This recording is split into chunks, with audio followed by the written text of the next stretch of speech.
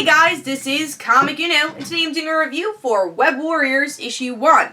Before I start talking about Web Warriors, just want to give you guys a little update. Of course, I have Comic Uno episode 120, and that's the show where I review all the comics I read this week in one show, and here are the exclusive comics. We got the Illuminati Issue 1, Robin Hood Issue 16, Spider-Man 2099 Issue 3, Mirror's Edge Issue 3, Zodiac Star Force Issue 3, Birthright Issue 11, Justice League United Issue 15, Heroes Vengeance Issue 2, Tales of Terror Volume 2 Issue 2, Limbo Issue 1, The Ultimates Issue 1, Justice League Darkseid War Green Lantern Issue 1, Thor's Issue 4, Batman and Robin Journal Issue 6, Batman Superman Issue 26, All New Hawkeye Issue 1, Starfire Issue 6, Catwoman Issue 46,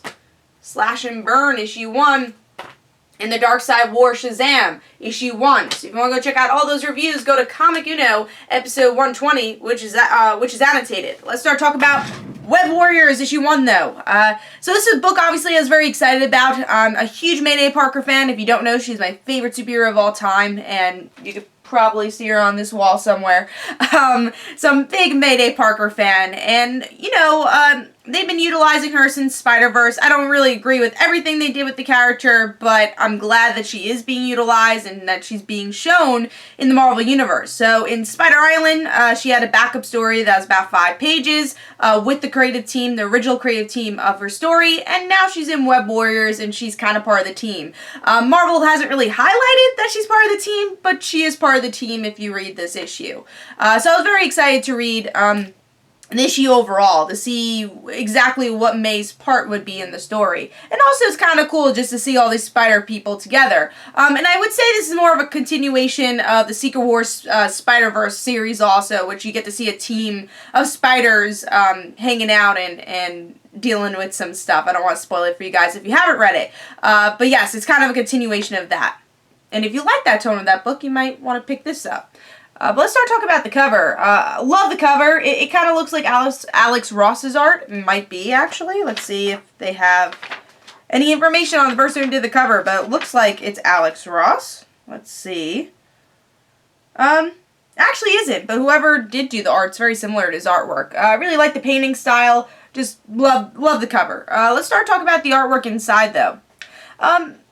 It took me a little while to get used to this style of artwork. It's a bit more on the anime side, I would say. Like, even when we get to see Gwen and May in their civvies, it just looked a little bit more on the cartoonish side. But something I really thought worked with the artwork in this issue is the way how they clashed the 60s Spider-Man cartoon with our heroes here. Really, really love that opening scene, and I thought the artwork really meshed well there. So yeah, I guess just seeing the different worlds, I think that the artist does very well with that. And yeah, so overall the art's not really my style, but it's easy to get used to as you read the book. So let's start talking about the story. Also, there is a secondary story in this issue, but I'll talk about that after I talk about the main story. So in this issue, we get to see a group of spiders are trying to create a team, and they're practicing in other worlds where the villains really suck. So the first opening scene is where they go into the 1960s Spider-Man cartoon, and the villains are horrible. They punch them in 1 second, and they're collapsed, and Gwen's like, is he dead? What's going on here? And these are all veteran spider heroes, so they don't really need to practice. It's just an excuse of, oh, well, we have to practice as a team, that's why. And that's what Britain Spider-Man is saying. But we find out it's actually because Spider-Man Britain lost his world, and he wants a purpose. He kind of just wants friends to hang out with. So we do discover that that's kind of why this team is here. But also the team is being formed because there are worlds without spider people, and these spider people have to save those worlds. So they're jumping time dimensions, and they're all working together. And then the second half, we get to see Gwen and May, they're bonding a bit because they're closer in age. They've dealt with a lot of the same things in their lives. You know, Gwen's father is a police officer. Peter, you know, in the MC2, worked for the police. So they're kind of similar in the way they grew up. They also kind of grew up in the same place, Queens. So they're bonding and just talking about everything they've gone through. And then Gwen's kidnapped by this new version of the Sinister Six. We're seeing that where there aren't spider people, there are still the Sinister Six, and they're going to want to attack the Web Warriors. And now we're going to have May try to bring the team and to figure out how to save Gwen. So that's pretty much the whole story, and honestly, I really liked it. I was pleasantly surprised. Again, I went into it with an open mind, but at the same time, I kind of felt bored with Spider-Verse a lot of the times with the miniseries. So I'm like, oh, it's the same writer. I don't know how to feel about it. But I read this, and that opening scene really hooked me. And I think that's what you really always need with a good issue 1 is a good opening scene. But what I was really impressed with this book, obviously the humor, which I think you always have to have in a Spider-Man type book.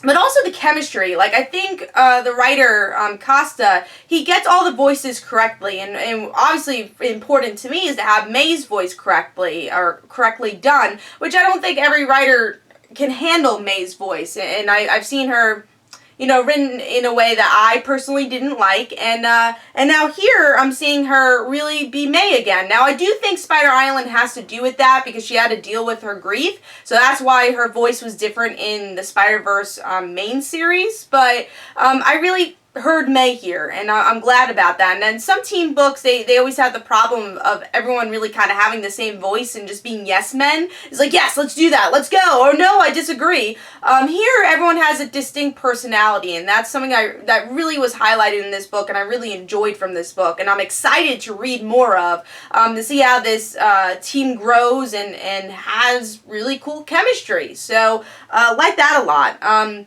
And even the story was really solid. It got me intrigued in the plot. I'm like, oh, that's actually really interesting that there are other Sinister Six members. And I think this can be a really cool series. Again, the chemistry is very important, but I think it's going to be easy to find really cool, interesting stories of our spider people jumping from universe to universe, but also seeing our spider people deal with their own universes and how to balance their lives with their own universe and with the universes they have to jump in and jump through. So I really like this. This is a very solid book. I think it's a really good start to something that I think I'm going to have a lot of fun with. So Web Warriors issue 1 gets 4 stars.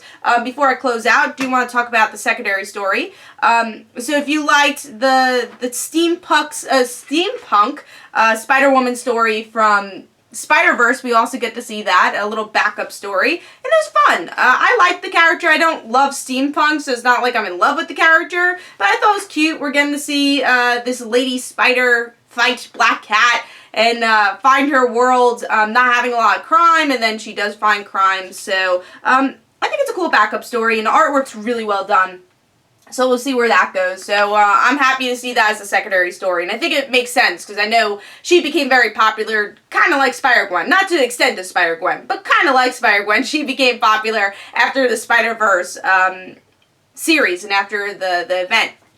So Web Warriors issue 1, solid 4 stars. Both stories pretty good. And I think this is a great start for a series I'm really excited to continue to read. So hope you guys enjoyed. This is Comic Don't forget to follow me on Twitter. Don't forget to like my Facebook page. Also, in the description below, there's links for my comic book, Like Father, Like Daughter. And don't forget to like the Facebook page of Like Father, Like Daughter. I'll see you guys later. Bye.